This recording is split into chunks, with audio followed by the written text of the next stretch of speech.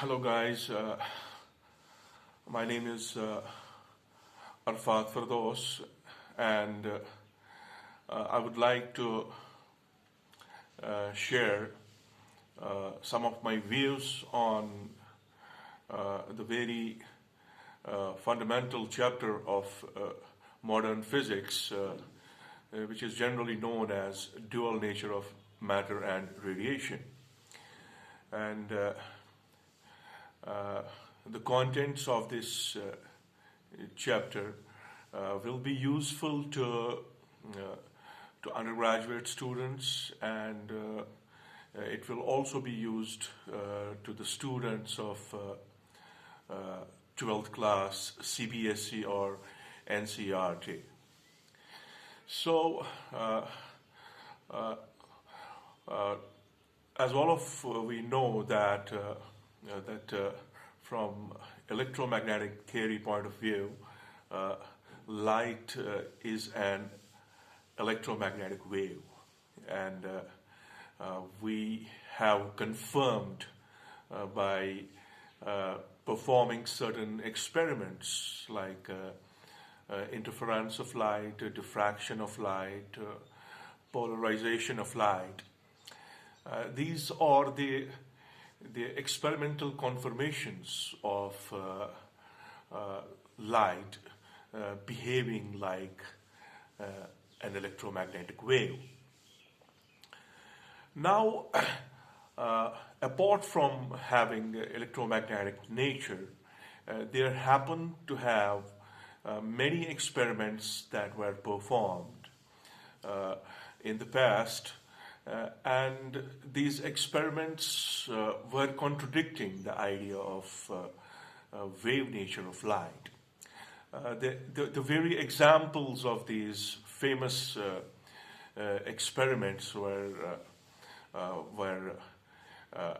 photoelectric effect and maybe some other effects that could give the results other way than that of wave nature of light. And if we see here, if we check out these experimental observations, these results cannot be explained on account of assuming that light is a wave, and light is behaving like a wave, but it's behaving like a wave under certain circumstances.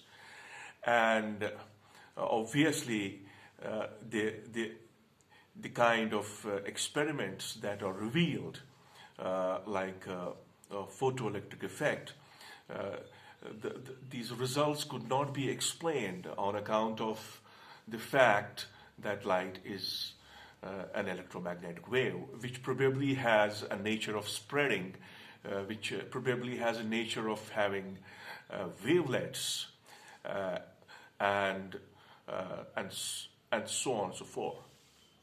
So, if I cut out the discussion to a very precise way, there happen to have a couple of effects, maybe more than two effects, that confirm the particle nature of light.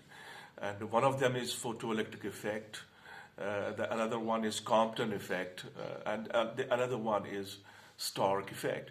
These effects cannot be explained by assuming the wave nature of light. These effects can only be explained if we assume that light is made up of some bundles of energy, bundles or packets of energy, which we generally probably call as quantas or photons. Now here I'm trying to go with a very basic concept of emission of electrons in case of metals. As all of you know that metals have free electrons inside them. They have a very good amount of mobility inside the metals.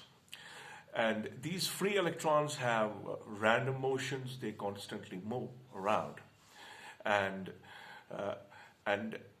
if you have some external agent, if you give some sufficient energy to the electrons, these electrons may be ejected from the metals. Now, probably we have a fundamental definition for that. We call it work function. Work function is that the minimum amount of energy that is required by an electron to come out of the surface of a metal, that work is defined as work function. Now, this emission of electrons, the emission of electrons, you can have different techniques by virtue of which the electrons can be emitted from the surfaces of metals. And I would like to give a brief introduction of these emission techniques, these emission of electrons from the metal surfaces. Now you can see on the board, I have written down the names of those emissions, and I would like to have a little bit of discussion that could be very accessible with the students. Maybe the ideas that are here are simple, but they still will be of some use to the students out there. And you can see there that we have generally categorized here electron emission into the 4 categories. The very first category is called thermionic emission. The next one is called photoemission. The next one is called secondary emission. And the fourth one is the field emission. Now the point is that in all the 4 cases, you have to overcome the work function. That means you have to give that minimum possible energy to the electron that is required to eject that electron from the metal surface. Now, if we have to talk about the very first thermionic emission. Thermionic, as all of you know, thermionic will something have to do with the heat. I have put a very simple diagram over here. This is a metal, and this metal certainly has free electrons in it. No doubt they are within the domain of some potential barrier within this metal. And this metal, if we heat this metal, if we give heat to this metal, the electron may get the sufficient energy. The heat that we are supplying to this metal may overcome the work function, and the electron will come out of the metal surface. So in this case, we call this kind of electron emission as thermionic emission. So thermionic emission is a result of supplying heat to the system, to the metal system.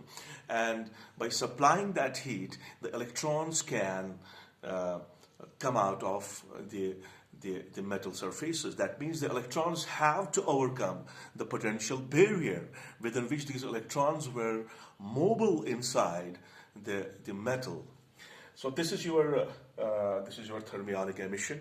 Now talking about photoemission.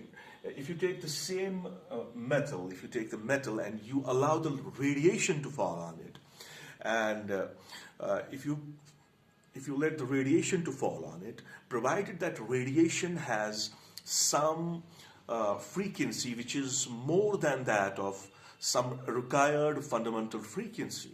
We call that frequency as threshold frequency.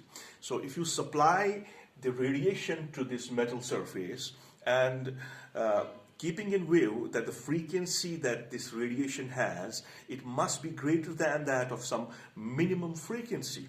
When we do that, what happens? The electrons get the sufficient energy and they come out of the photosensitive metal. So they overcome that potential barrier that's there inside the metal, and the electrons come out. So we call this kind of emission as photoemission. We call this kind of emission as photoemission. It's also defined as photoelectric effect. So you can see here, I used the word frequency. I didn't use the word intensity.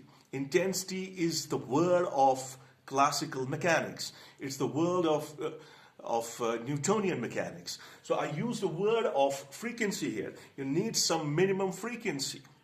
If you are below that frequency, you are not able to find emission of electrons from these metals, right? So this kind of emission in which electrons come out by supplying radiation onto the metal surface, provided that the radiation that you are supplying, it must have the frequency greater than that of the threshold frequency of the metal surface.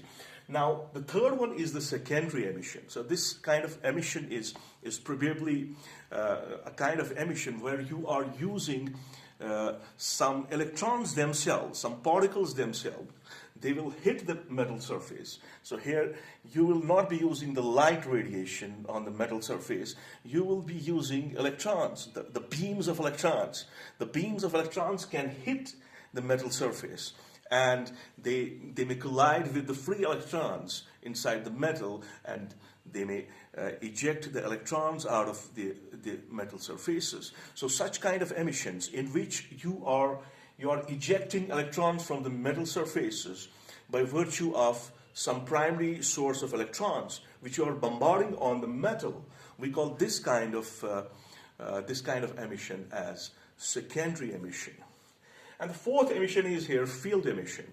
Field emission, you probably give some electrical field, you apply some voltage, you give some field to the metal.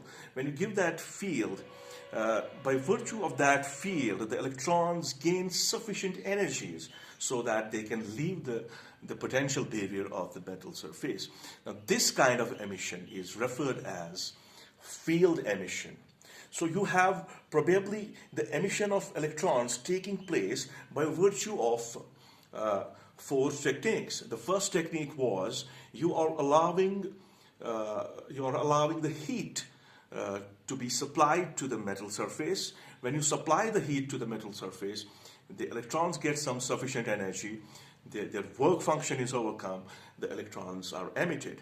And the emitted electrons, this kind of emission of the electrons is called as thermionic emission. The next one is photoemission. You use a light or radiation of suitable frequency, and when you use radiation of suitable frequency, you allow to fall it on the metal surface. The electrons come out of the metal surface. They overcome their potential barriers. This kind of emission of electrons is called photoemission. And in third case, you primarily use electrons as the projectors whom you shot down on the metal surface. You shot them on the metal surface with high energies, and they hit out the electrons, and there is a possibility of getting electrons from the metal surface. Such kind of emission of electrons is referred as secondary emission of electrons. And finally, you apply a field to a metal surface, and you go on increasing this field till the electrons, because the electron will experience the Newtonian force, and by virtue of the force experienced by the electron will come out when it will overcome its work function. So the moment the work function is overcome by applying the external field to the metal, this kind of emission of electrons is called as field emission. So in our next lecture, we'll be primarily focusing on photoemission, because photoemission is involving the light, and light certainly is assumed to be an electromagnetic wave. And it is assumed to be an electromagnetic wave when we go to the wave concepts of light. If we talk about interference of light, we talk about polarization of light, we talk about diffraction of light. All of these experiments are verifying and confirming that light is an electromagnetic wave. But when the same idea is applied on the photoelectric effect, the consequences are very inexplicable. We cannot explain the photoemission. We cannot explain photoelectric effect.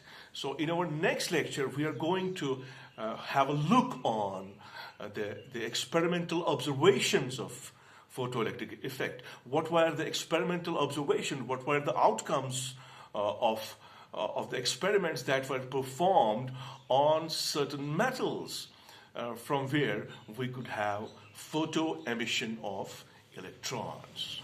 I hope you get the idea to some extent. with this. Okay, goodbye.